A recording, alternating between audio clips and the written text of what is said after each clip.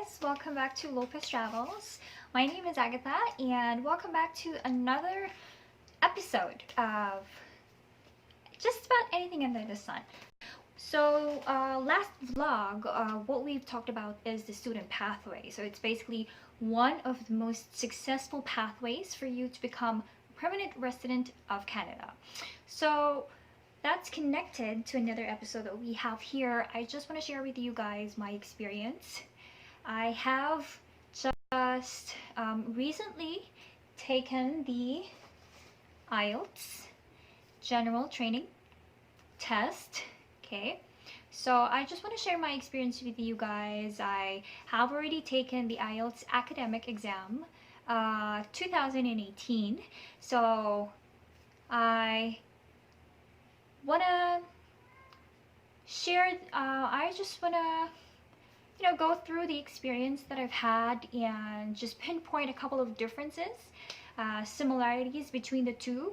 And I've also taken the IELTS paper-based test, and just recently I have completed the IELTS computer delivered test. So I'll also be giving my experience and my thoughts on which exam is going to be better for you.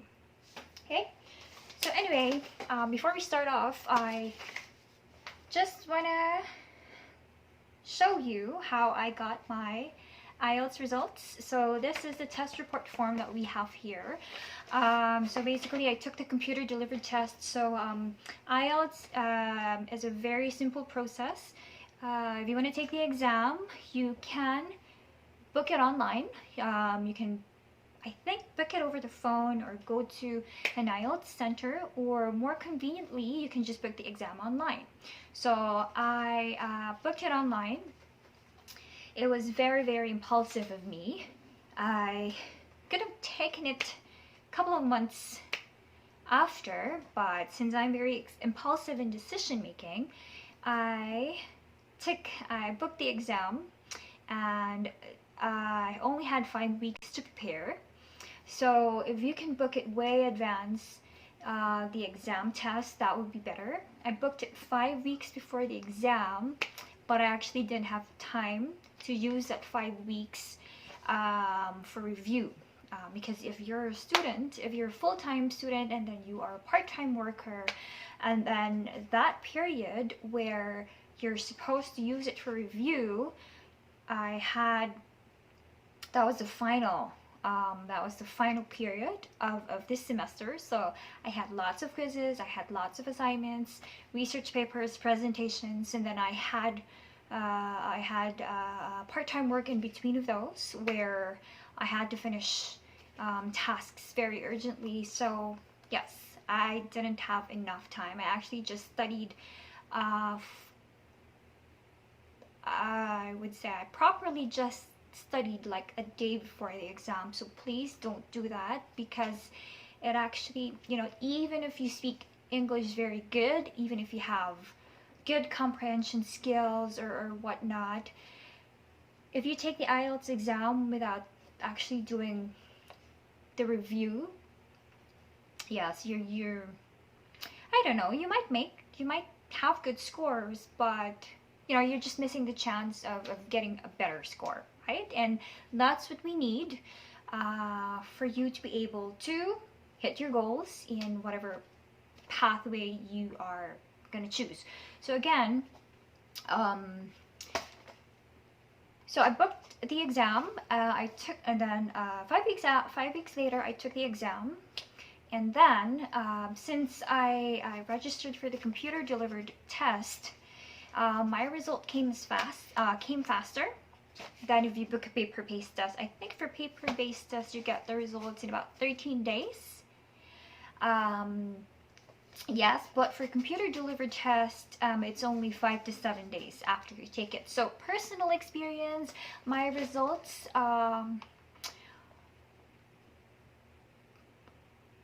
was available on the 6th day. Yes, so I took it December 12, so I think December 18. It was already available on the online portal. Yes, but the hard copy, so on the day that it was available, they sent it through the mail as well. I got it, I think, 2 to 3 days after the test. Oh, sorry, no, after the results were available online. So this is how it came to me. It says Bow Valley College there, just because I took the test in Bow Valley College. So it's very convenient for me because I take my studies in Bow Valley College, so it's very convenient for me. I also took it in the same location, just a different building. Yeah, so this one came in the mail, and just inside it is already the test report form. So the test report form is what you will submit to the institution that actually needs it. So for example, this one is for immigration. So I would have to pass it on to Immigration of Canada. I just don't know. So I'll just have to take a look at that. But if you are taking the IELTS academic exam and you will be using this as a requirement for taking up another course, higher education, or a training institution, which so yes, anything for education, it's IELTS academic, and then for immigration purposes, it's, and other uses, I would say, it's going to be IELTS general. Okay, so sorry, anyway, I just don't want you to see my picture. But this is how the test report form looks like. Okay, I don't know if I should blur out the information or not, but so these are the scores that I got there. So for listening, the band score that I got is 9. For reading is 8, writing 7, speaking is 8.5, and my overall band score is 8. So there, this is how it looks like. So they only give you 1 copy, so you have to take care of it. But you can request for another one. I think it's just gonna cost you. Okay. Okay, so that's it. I'm happy that I was able to get the scores that I needed, but since I told you I wasn't able to really have that in-depth review that I should have, so I would say if you guys really use extensive time to do the review practices, you'll get much more better scores than I got. Okay, so okay, yeah, so I took it, this one is British Council. So there's 2 organizations that offer the IELTS. We have the British Council and the IDP. I took both of my exams with the British Council just because the dates that I wanted. British Council offered the dates that I needed and the location that was most accessible to me. So it really makes no difference if you take it with IELTS, with IDP or British Council, because they're both owned by the same Cambridge University, and both exams are marked the same way.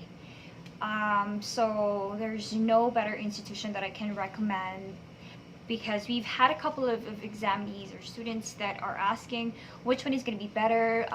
Would I get a better score if I take this with British Council, or will the assessors be more lenient with IDP or anything like that? But they have already cleared it. It has been mentioned many times that it's going to be the same way that they mark it.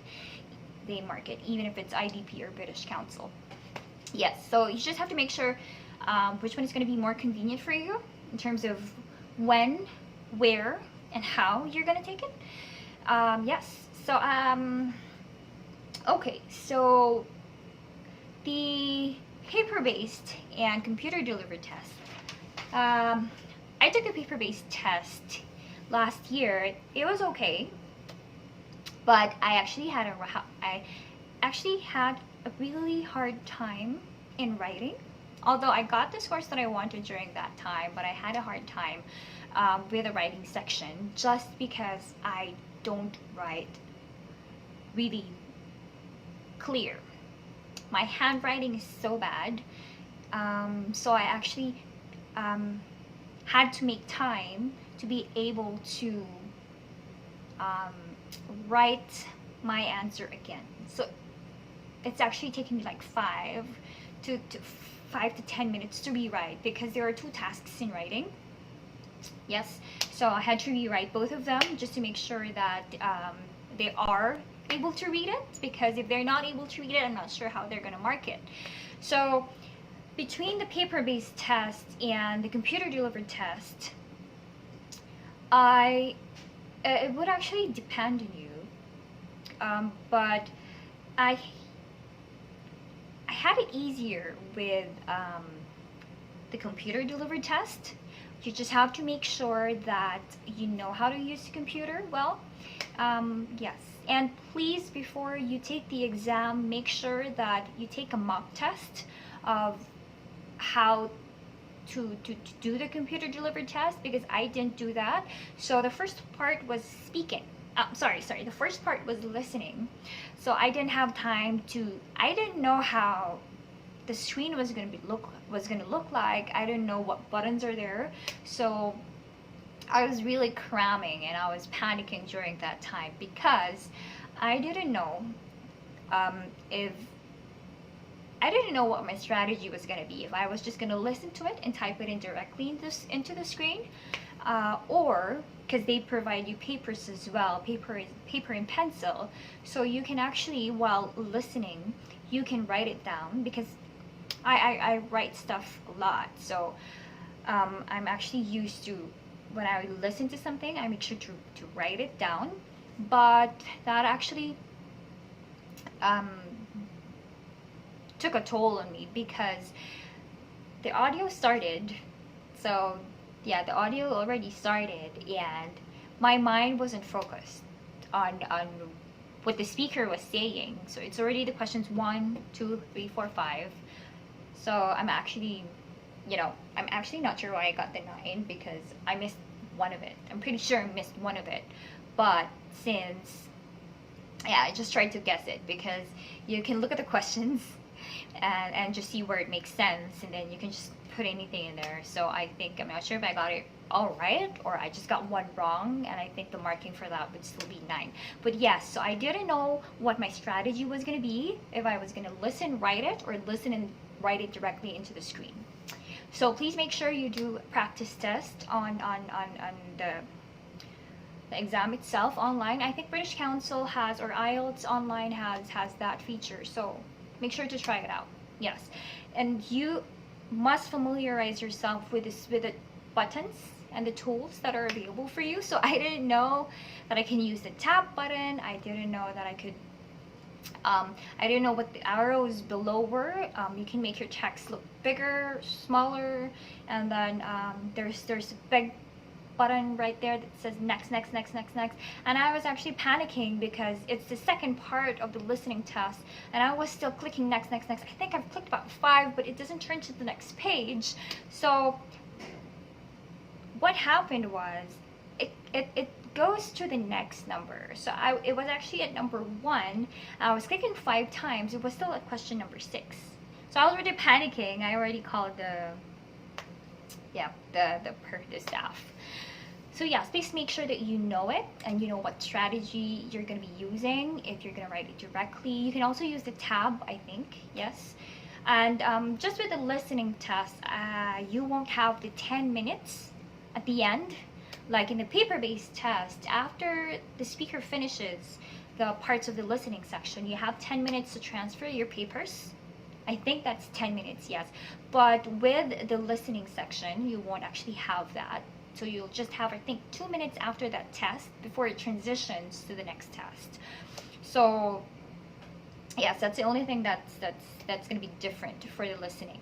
But it's the same, I think, 40 questions. But for the technicalities of the exam, I'll be doing a separate vlog about it so that we can look at each section very specifically. Okay? So, okay. The scoring for the academic and the training test is different. So it's like you may get like 37. If you answer 37 on academic and you answer 37 in the general, it's not going to be the same band aid. So they have different scorings. Academic was actually harder than the general test, and yes, that's expected because academic is actually more into the educational institution, so it's more of the academic articles, and yes, it's way beyond that. General is for different walks of life. It's just very situational questions about what happens every day.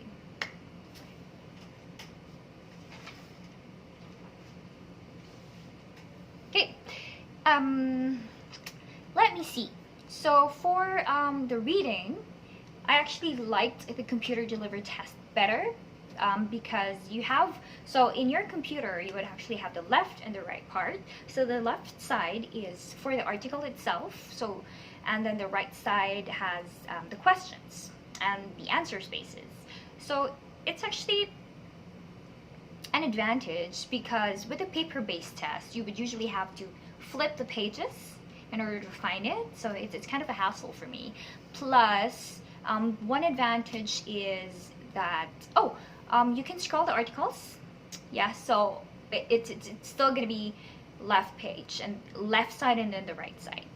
And then I found this pretty helpful because you can highlight on words or sentences or phrases that you find helpful that you can't do in the paper-based test, because in the paper-based test you're only allowed pencil.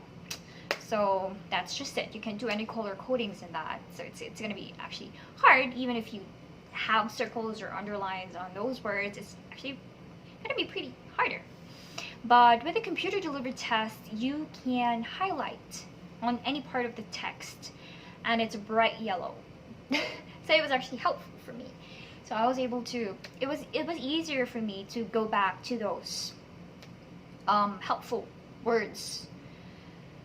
So yes, what else? And listening to the end of the last part, the writing exam. I love this part. Even though I didn't have, again, the timing is really short for me.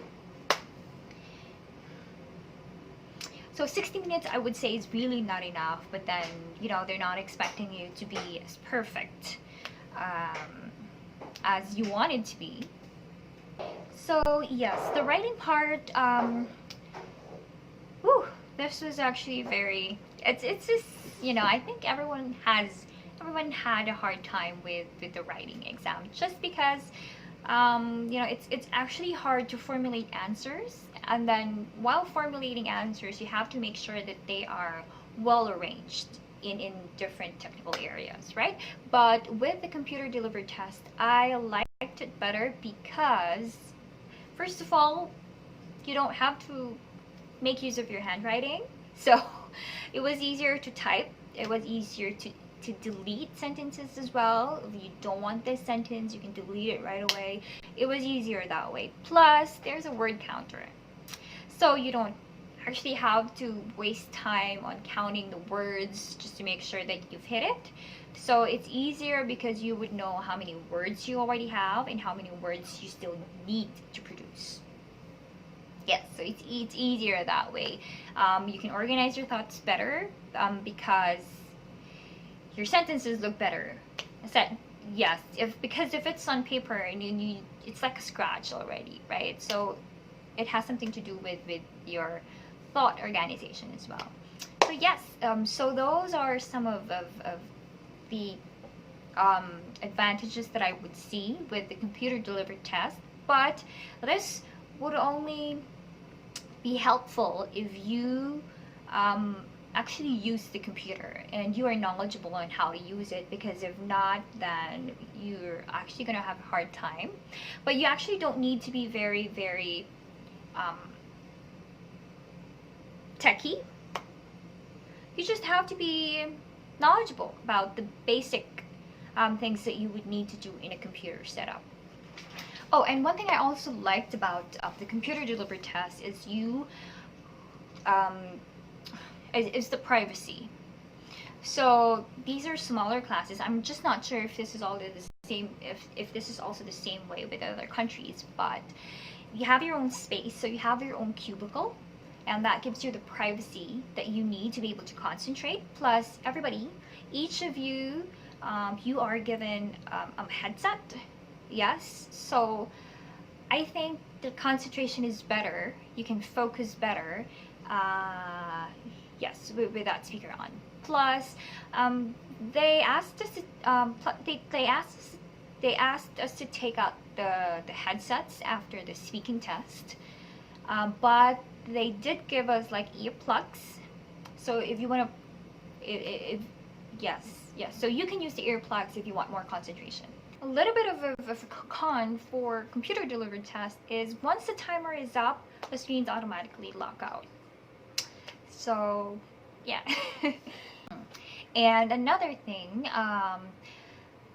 you can change the font text, so you can make it smaller, larger, as much smaller, larger, as much as you'd like it. So it's actually very helpful for those that have a hard time reading, because with a paper-based test, there's only one, yes. So if it is actually very small for you, you just have to put it up, you know, you have to move closer to your paper. But here, you can adjust the text size and the volume of the speakers as well. And another for the writing is, I didn't do this, but I was told that you can actually copy paste. So yes, copy paste from the text, copy your selection from the text and then paste it into the space provided. So this minimizes the error of spellings, right? Okay. And for the speaking test, it's basically the same way as the paper-based test. So it's still being conducted as a face-to-face conversation. So there's not much difference to that. Okay. All right. I think that's it for now. This is a very impromptu video that I made, so I might have missed a couple of points that I wanted to make. I want you guys to share with me your experiences as well, and if you have questions for me, I am very much willing to answer them, and I will include them in my next vlog. Okay, so stay tuned, and if you want more content about the immigration process or just anything about under the sun, please let me know and we'll try if I can do that for you. So thank you very much for watching, guys. Until the next vlog. Thank you. Bye.